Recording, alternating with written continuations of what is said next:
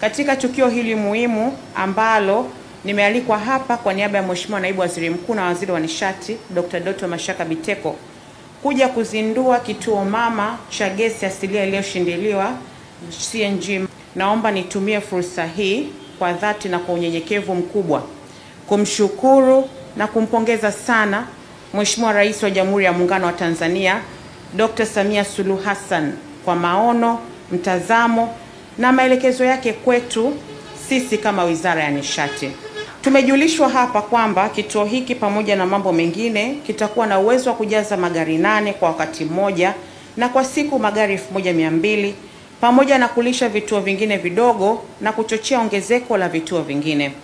Vile vile, kituo hiki kina uwezo wa kuwapatia nishati ya gesi asilia watumiaji mbalimbali kama vile viwanda, shule, hoteli na kadhalika. Pamoja na kuwapongeza bodi na management ya TPDC kwa ujumla wenu mkiongezwa na mkurugenzi mtendaji kwa mafanikio haya mlioyapata, naomba nitoe rai kwamba kituo hiki kitunzwe na kiendelee kuwa mfano bora wa huduma bora na za viwango kwa hali ya juu, mkizingatia masuala ya usalama na utunzaji wa mazingira. Inatumia fedha nyingi sana katika kuwekeza kwenye miradi ya kiuchumi inayosaidia wananchi. Changamoto waga zinajitokeza kwenye uendeshaji. Kwa hiyo nitoe rai, TPDC nyinyi ndio wasimamizi wa wadau wengine wa gesi za kwenye magari. Ni muhimu muonyeshe mfano wa huduma bora zenye uhakika ili kuweza kuwa mfano kwa wengine pale mnapowasimamia. Kuwa mfano bora na sio kunyoshwa vidole kuwa yale mnayotaka katika usimamizi nyinyi wenyewe hamwezi kuyasimamia kwa kuyafanyia kazi.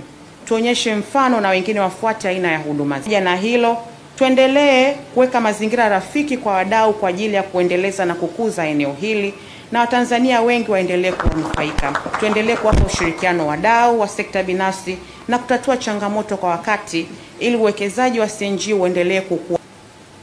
Vile vile naomba nihimize kuhakikisha vituo vingine vinavyojengwa katika maeneo mengine mkoa wa Dar es Salaam ikiwemo mikoa pamoja na jirani kama Lindi, Mtwara, Morogoro na Dodoma. Ujenzi wa vituo hivi ambavyo uendelee kwa kasi ili huduma na faida zake ziweze kuwafikia Watanzania wengi nchini. Na kwa Watanzania wenzangu ambao bado wana mashaka kwenye kubadilisha mifumo ya magari yao kwenda kwenye mifumo ya gesi, naomba tuendelee kuasisitiza twende katika njia hiyo. Wengine labda wana hofu kwamba mifumo inaweza kuwa inaharibu magari. Nataka niwahakikishie teknolojia hii ni salama na ni ya bei nafuu sana. Siku ya leo tunakwenda kufungua ukurasa mpya katika sekta ya usafiri wa umma jijini Dar es Salaam, ambapo kampuni ya mabasi yaendayo haraka UDAT kwa mara ya kwanza inazindua basi jipya linalotumia gesi asilia badala ya mafuta.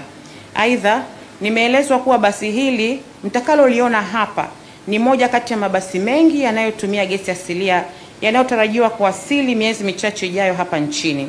Ninaamini kwamba ushirikiano wa uongozi wa TPDC na kampuni ya UDAT utaendelea kuchochea mafanikio zaidi katika ukuzaji wa matumizi ya nishati ya gesi asilia katika mabasi yaendayo haraka.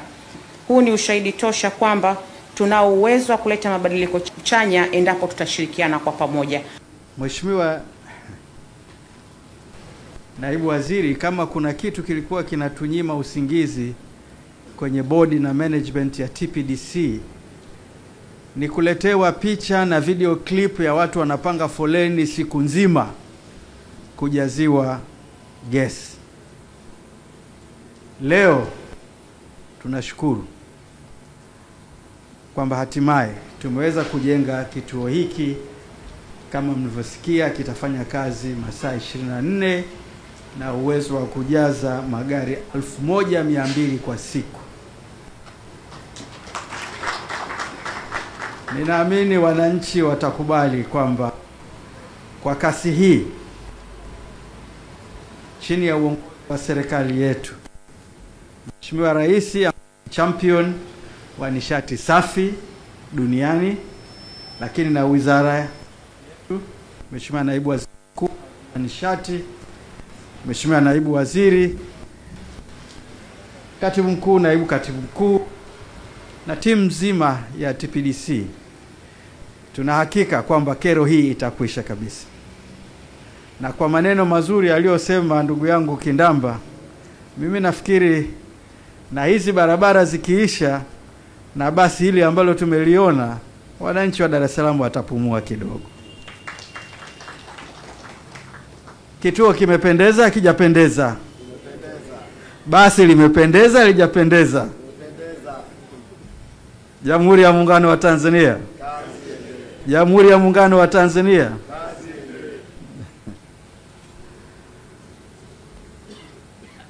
Mheshimiwa Naibu Waziri, mengi yameshasemwa. Mimi naomba niseme jambo moja, na viongozi wa dini wako hapa. Mwenyezi Mungu ameibariki sana nchi hii. Tuna rasilimali za kila aina, moja wapo ni gesi asilia. Lakini pia ametupa akili.